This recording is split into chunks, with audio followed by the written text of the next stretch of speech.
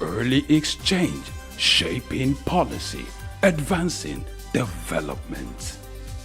On Friday, the central bank issued a directive to all banks to ensure that all unclaimed account balances and dormant accounts in the last 10 years, the money there should be transferred to a dedicated account. Before you get worried if you fall into this category, it's important you are part of this conversation. Let's begin our business of shaping policy in this regard by bringing in our guest who joins us virtually. We're being joined by Kikelomo Oyelere, who is a chartered accountant. Kikelomo, glad to have you join us this morning. Good to see you again. For having me. All right, good one. Now, as an expert in this area, the CBN on Friday issued a directive to all banks to ensure that all dormant accounts and their balances are transferred to specialized accounts. What do you think informed this kind of critical decision at this time? Thank you very much. Let me start by saying that the last guidelines issued on the movement of or treatment of dormant accounts by banks was issued in October 2015. And according to that guidelines, we see that the financial institutions, banks and other financial institutions, they are mandated to manage the dormant account that is within their jurisdiction. But in what way? Then the CBN nullified their former process of just converting dormant accounts, the balances in the dormant account into income in their books. So they mandated that such accounts should be treated as a deposit liabilities. That is, they would have the accounts as a deposit liabilities, and if possible, give them interest until the claims to claim the balance. Now, with this new development, and why this new development, as you have asked, the CBN, as the apex bank of the land, I think they noticed, and according to the guidelines, that there are fraudulent practices in some aspects or in some institutions, financial institutions. There are some fraudulent practices in some institutions on these dormant accounts. And the way it is being managed is not standardized. So for that process to be standardized, to curb abuse or fraudulent activities, the CBN needs to come up with these new guidelines that was approved and for implementation on Friday, 19th of July, 2024. So what necessitated it is the abuse, and because it was not standardized, and the issue of when people want to claim their accounts, they will have to be going up and down. I think that was what necessitated the new guidelines. Thank you. Since the new guideline moves the period for which an account becomes dormant from 6 years to 10 years. Now, in terms of talking about people coming back to reclaim this account, an account that has been left dormant for 6 years, 10 years, why? What are some of the reasons that you think could make an account dormant for that period of time? Well, according to CBN policies, once an account is not activated, that will call something customer-initiated transactions. Once there is no customer-initiated transactions on such accounts, within 6 to 1 year, the account becomes inactive. When it is now more than 1 year, 5 years, 10 years, then that account now becomes dormant. So what can make an account become dormant if customer does not initiate any transaction for on that account for some time. Like it has happened to me before. There was a time that there was one of my accounts that I did not operate. So the bank keep sending messages that my account will be inactive. At a time, the account was tagged dormant, that I need to come to bank to reactivate if I want to continue to do that. So if there is no transaction on that account for a while, the account will become inactive. And if after a year it is still not being worked on or transacted on, then it will become dormant. personal experience that you had, you received messages from the bank informing you that your account would become dormant after a period of time for which you do not have active transaction. These other accounts of these customers, do you think it's the same situation? And if the bank is reaching out to the customers are not responding, what could possibly the situation from the customer end? Is it that some persons now use a different number and then the bank doesn't have the current number that they have? Or maybe the account owners, something has happened, next of kin not to work. Give us some of the situations that could lead to accounts becoming dormant and customers not following up even when banks notify them. Yes, thank you. You're on point. Those are issues that can warrant customers to have not to transact on their accounts. Like as you have said, maybe change of name, change of place of residence, or contacts in terms of maybe telephone, place of residence, or maybe, well, unfortunately, maybe fortunately, or let me say unfortunately, maybe the person has passed on, and the account does not, the account owner does not give his details, his or her details to maybe the next of kin or families. In fact, you have some people that when they died, their families will not know the accounts they operate, the numbers or types of account they operate. So in such situation, it will be very difficult for families or next of kin of that person to claim that fund.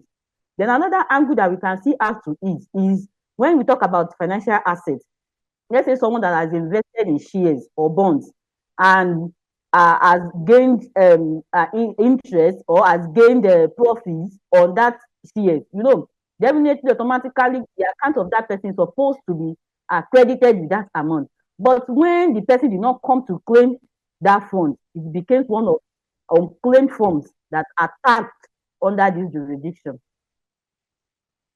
All right, now let's address something quite crucial now, which is the concern of most bank customers as regards the balances in those dormant accounts.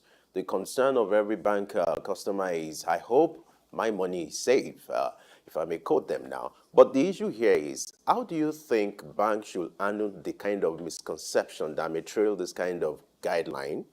And then these accounts that are being warehoused into special accounts, will it not thereby easy access to these accounts or these balances when these customers need to reactivate these dormant accounts? Thank you very much. Well, according to the guideline, we see that processes that needed to be followed by customers or owners of dormant accounts has been well stipulated. And I believe with these processes, the business owner will be able to have access. Unlike before that, the process of reactivating or getting your balances are not well stipulated. Now, if you are an account owner and your account is dormant, all you have to do is go to your bank.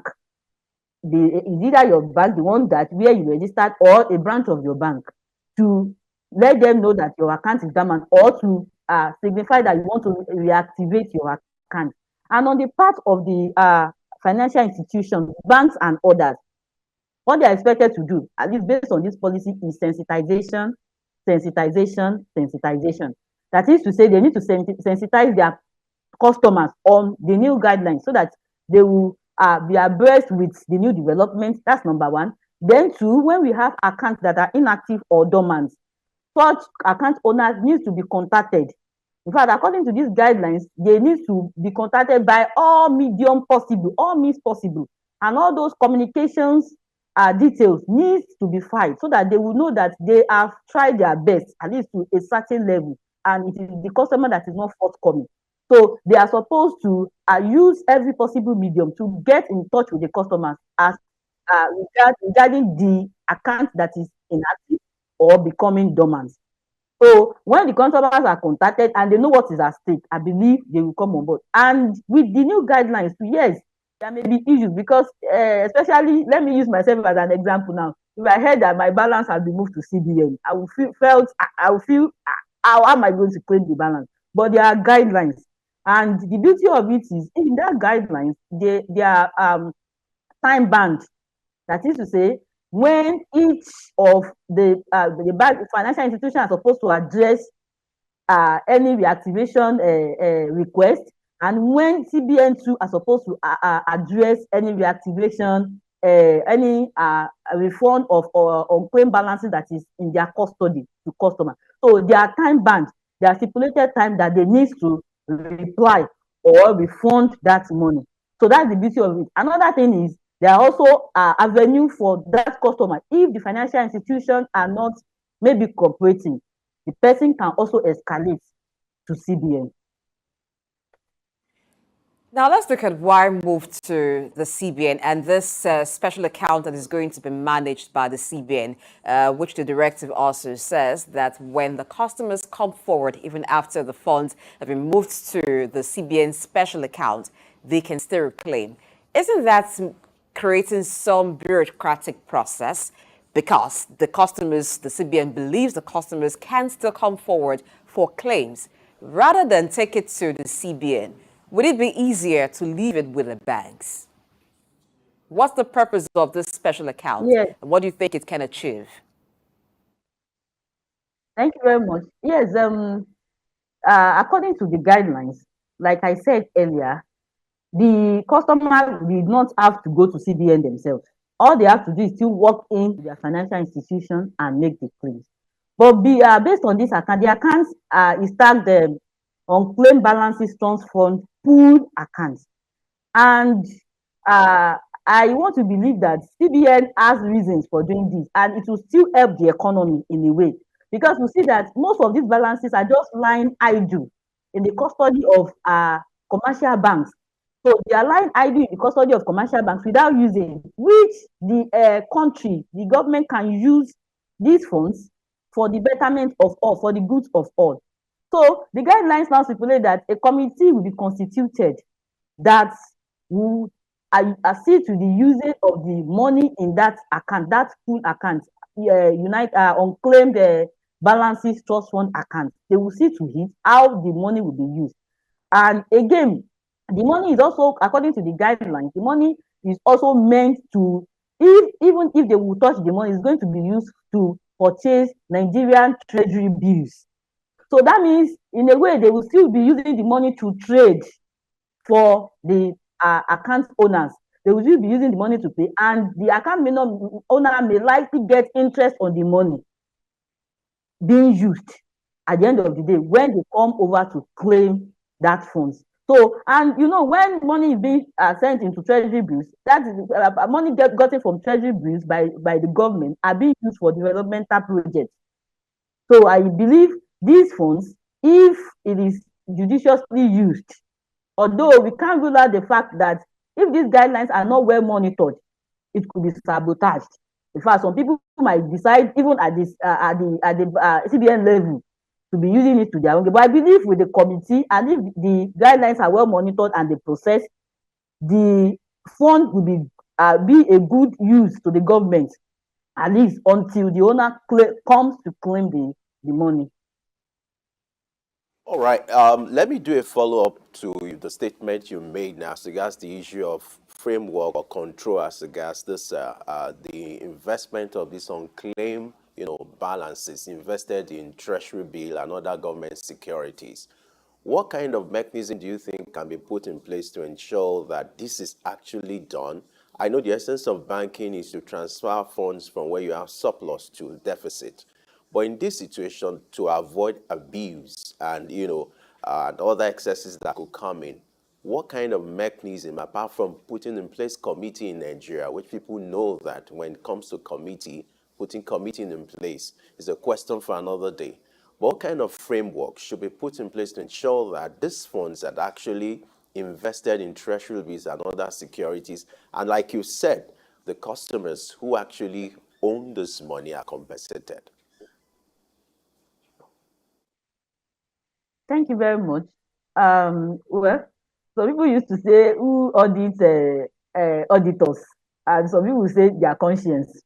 Well, I believe with technology, that's number one. Let me first talk about technology. If this process is technological based, I believe to a certain level, there will be control and monitoring, and they will be able to deliver. That's number one. Then another thing is adequate resources in terms of human capacity and all that. What do I mean by that? You know, that means the CBN will be saddled with the responsibility of monitoring all balances from every banks in Nigeria and other financial institutions, which will be a whole lot of work. So if they are not very careful, just as you have said, there will be abuse, and if they are not properly monitored, so people may not even get their money.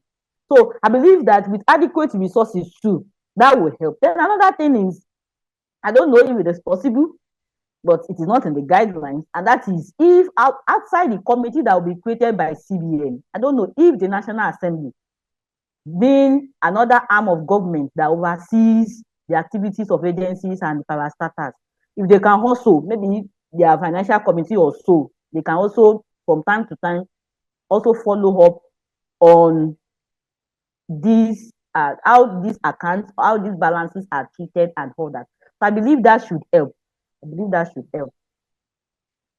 Now that the information is out there that the CBN intends to create a special accounts for accounts that have been dormant, what do you foresee the situation being like? Orders of dormant accounts suddenly waking up and tripping to banks to reactivate their accounts. What's the picture going to be like, and what do you think customers should do before these monies are moved to the special accounts? Thank you very much. Well, I want to believe it to be a mixed feelings. For some people, it will be as if, oh, why CBN? Why not leave it as my bank and all that? And in fact, for some people, when they are hearing Central Bank of Nigeria, it will be as if, oh, that's too much and like that. But as I've said earlier, even with your banks, sometimes for people to reactivate their account, there are issues. So I believe this is one of the challenges that CBN intends to overcome, and that was why they wanted all banks to move balances, unclaimed balances, to the account that has been domiciled for that purpose, which is a UBCF.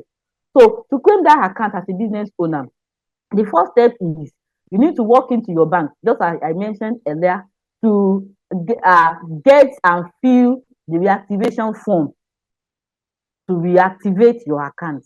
Then another thing is you need an evidence of ownership of that account, a valid identification means. Valid identification means you also need to swear an affidavit, but before then you also need to also provide evidence of your permanent place of residence.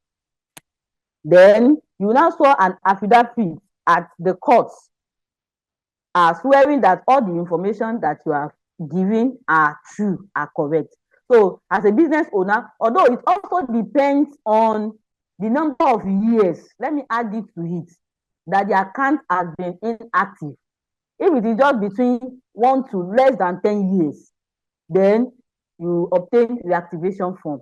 But if the account is more than 10 years, then that means you have to obtain another form tagged asset unclaimed form.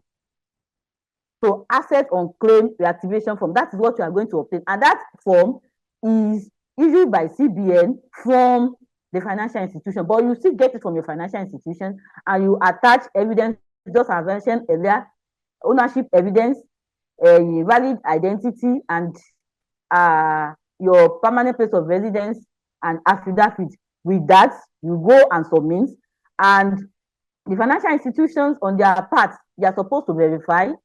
Then you know there are authorization level in financial institutions.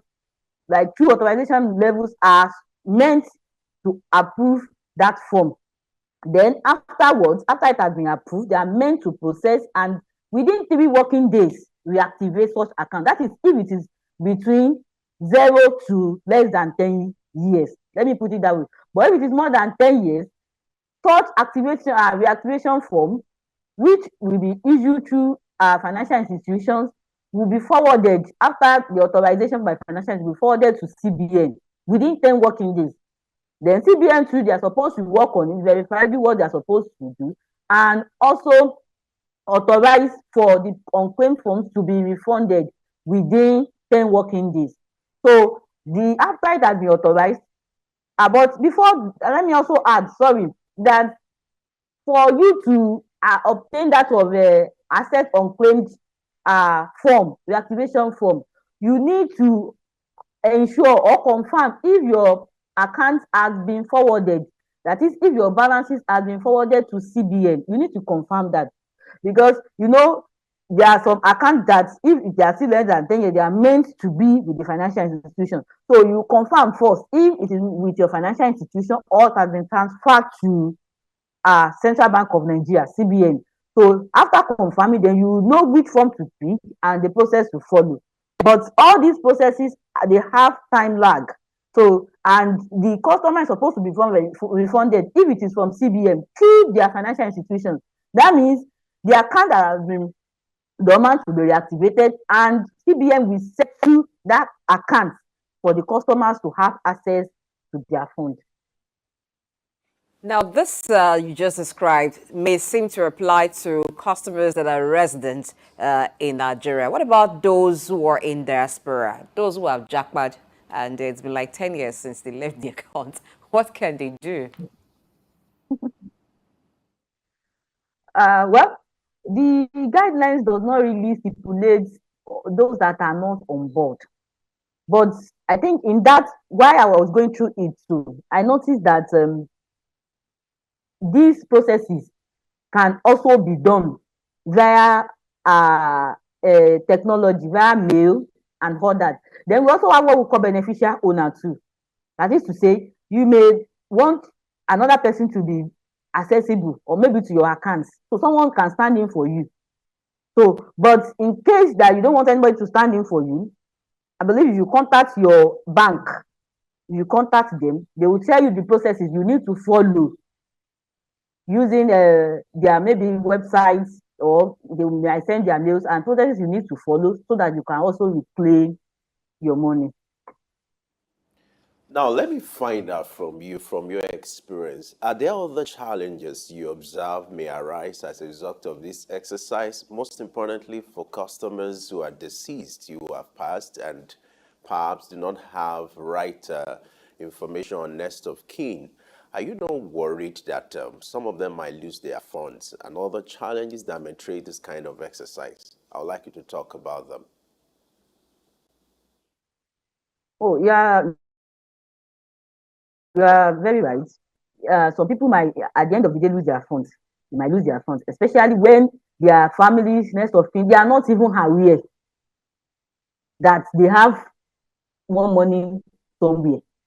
Because some people are so secretive that their families, their relatives, they don't know about their dealings with banks. They don't know that they have assets in the bank. They don't know they have money in the bank. They don't know anything about them. But with CBN guidelines now, they said they are going to publish all owners, that is, all accounts are going to publish it on the site. Then financial institutions too are mandated to also publish it on their website. And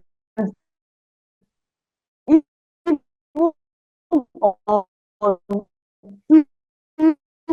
national days at least. And so I want to just use this minute to, I don't know if it is updated already, I did not confirm that, but you can check their website or financial institution website to check the names of people that have dormant accounts, that their balances are with them. Peradventure, you will see your relatives that are deceased and their money is there. So you call people like that beneficial owner. Yes, you might not be their next of kin, but if you go forward and they are able to identify you with such person, possibly, if you have necessary documents and all that, you might be able to claim that money. Continue the conversation now, Kike. What do you think will be the perception of customers regarding keeping their monies in bank with this policy? Thank you. To me, I don't think this should change anybody's perception in terms of keeping their money with banks. But I would just see it as a means at which people would be more careful with keeping secrets on accounts that they have with banks, on any transactions or dealings they want have with banks. Yes, to some people, well, it may be scary, and they might be thinking, oh, if I have money in the bank and I passed away, or maybe one way or the other, I was unable to go there and maybe work on my account or transact on it, these things. So some people might want to maybe withdraw, but with this technological age and with all things that are being AI and all that, I believe you should not scare people away, and I believe it will just be it means that at which people will be more sensitized, and they will know what is at stake if they don't operate their accounts, if their accounts are not initiated from time to time. And I also believe that accounts that are not initiated from time to time, maybe this may also move some people to maybe close some of their accounts that they think are not initiated, and maybe the balancing can be moved. They might decide to move such balance or such money to another account that are operating. So I believe it should be a means of sensitization, that people will be sensitized, and it should not change people's perspective. Well, to some people, it might be stressful, and they might think, oh, I don't want my money to be moved where I won't be able to have access to it. But I believe it should be an opportunity for people to be more proactive in their dealings with banks, ensuring that when they are opening any account or the account they have with banks, their next of kin is aware and proper documentation are done, so that even if anything happens, God forbid, the next of kin or anybody that is close by can claim such funds. Now, let's look at the pool of funds that's going to be generated or warehoused from this kind of exercise. Apart from investing, because the guideline has stated that apart from investing in treasury bills and other government securities, are there other ways you think the CBN can utilize these funds rather than the ones stated? And then the management of those funds, what do you think can also be put in place to ensure that there's transparency and accountability? Thank you very much. Aside from treasury bills and other securities, I believe through most of the time too, money that are being spent on treasury bills, that is gotten from treasury bills by the government, are used for developmental projects. Then another thing I also want to add, yes, the accounts can be reclaimed indefinitely. So that means they cannot just spend the money anyhow. The money needs to be accounted for, needs to always be there. If not, I would have maybe peradventure say maybe use the money for welfare or parties, but it can't, because the money can also still be claimed anytime the owner deems fit. So that means the possible means of letting the money out is the source at which they know that they can recoup the money. So, but I just want to also add to it that instead of just using it for public sector alone, the government can also help the private sector with that money, so that at least both the economy will be balanced. While the government is using it for developmental projects and all that through treasury bills, the private sector can also benefit from such funds, to maybe business owners, maybe companies, and maybe at a very reduced interest rate. They can use it. With everything that is happening in the economy right now, private sector needs to be regeared, because most companies are closing down because of capital. So if such funds are available at a lower interest rate, they can use it to improve their operations. They can use it to empower their company, and this will also at the long run, in the long run, it will help the masses, it will help the society in general, because once they have access to funds that are with little interest, definitely it will bring down their cost of production, and invariably also help to beat down prices of items. So I want to suggest that government, instead of using it for treasury bills alone, pumping it into government alone, you can also look at private sector to see if they can also benefit from these funds. It's also interesting to note Then, that sorry, I in the didn't answer list the of that of eligible dormant accounts, okay. unclaimed balances, and all financial assets, we have government-owned accounts, proceeds of uncleared and unpresented financial instruments, unclaimed salaries and wages. But the interest here is government-owned accounts, unclaimed salaries and wages. How do government-owned accounts become dormant? How do we have accounts of salaries and wages dormant? Is that to say these salaries were to be paid to ghost workers, or could you explain that for us? Well, peradventure, you might be right. No, at this the government level, a lot of things are happening there, and I want to say it boils down to corruption. We see that there are ghost workers, and that is why you see some people fighting government, even some civil servants fighting government because of what they benefit from such. So, and I think this will also be an eye opener for people that are using other people's account to siphon money. At least it will be a check to them. So, and for government owned accounts, yes, it's possible too. We have some government owned accounts that they might have that their balances there, and maybe because of government is soldier go soldier comes, barrack remains. So peradventure we might have issues of maybe the handing over was not properly done, and maybe some government are not even aware that such one account lies there and all that. Maybe things like that can make government owned account to also be dormant. And for salaries, just as you have said, ghost workers, things like that, when workers are not existing, and you are getting you are paying into such account, or maybe that person is even existed but has died, and you are still paying salaries, and there are no proper documentation to show that the person is no longer alive, or the person is no longer working with the government, and such accounts are still debited. So things like that can affect or can make salaries accounts to be dormant. All right. Now, according to the guidelines, exemptions are granted to accounts that are under investigation or litigation. How significant it is to, grant this kind of exemption, and what might likely be the impact? Okay, thank you very much. We have 4 classes. Let me start by saying we have 4 classes of account that have been exempted from these guidelines, that are not their accounts. Those accounts, dormant accounts, are not supposed to be moved or deactivated. Let me use it that name. Or their funds are not supposed to be moved to CBN. And one of those accounts is the one you have mentioned, dormant accounts that are subject of litigation. And why is that important?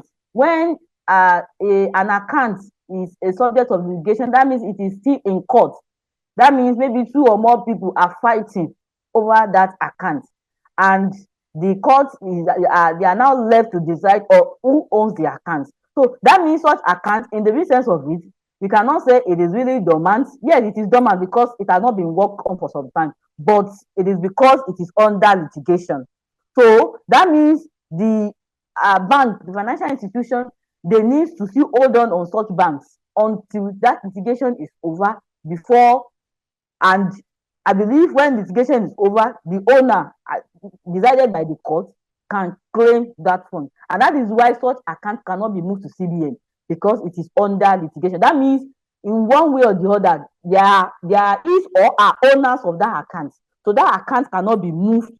So, and the court to have access, because they are now, it's just as if they are third party to that account. So that means that account cannot be moved to CBN. Another one is dormant account that are under regulatory agency, investigation by regulatory agencies, maybe EFCC, ICPC, or any other regulatory agencies that are maybe they are still investigating source or monies in that account.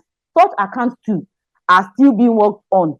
So such accounts are now under government, so to say. So they cannot also be moved, because so that when at the end of the day such investigations is over, or judgments are now judgments announced have now been declared on such account, the owner will have access to it. So, and another one is incumbent accounts, that is accounts that have been used for collateral.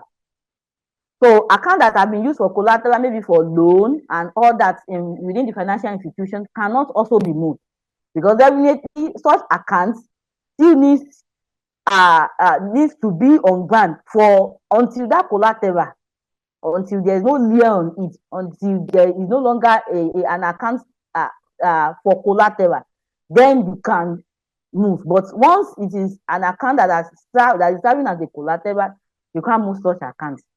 Thank you. Thank you so much, Kikelomo Oyelere, for being our guest this morning. My pleasure. Thank you for having me. I'm honored to be here. Thank you. We've been talking with Kikelomo Oyelere, who is an accountant, and we're looking at the new CBN's policy on dormant accounts. So now you know what to do. If you can check the website of any bank that you have an account with to know if your account that you haven't operated for more than 6 years, 10 years, to be sure that you're not in that list, or you can just go over to the banks and check and see what you have to do to reactivate your accounts. In case you missed the show, yeah, there's a second chance for you. Get over to our YouTube channel at SOUQ News TV, and you can watch the show from start up to now that is winding down, and you can watch all the shows from SOUQ News TV. Be sure to follow us on our social media platforms, on Facebook, on X, on Instagram as SOUQ News TV. I'm Blessing AJ. Thank you so much for watching the show. Let's do this again tomorrow, 8 a.m. West African time. And don't forget, the conversation continues on our social media platform. You are still having concerns as regards this new CBN guideline. Just go on our social media platform to raise your concerns. At SOUQ News TV, on all the platforms, your voice will be heard. Don't forget, Early Exchange returns tomorrow, bigger and better, while Market Insight comes up at 11. I am Femi Ayodele. Thanks for watching. I'll see you tomorrow.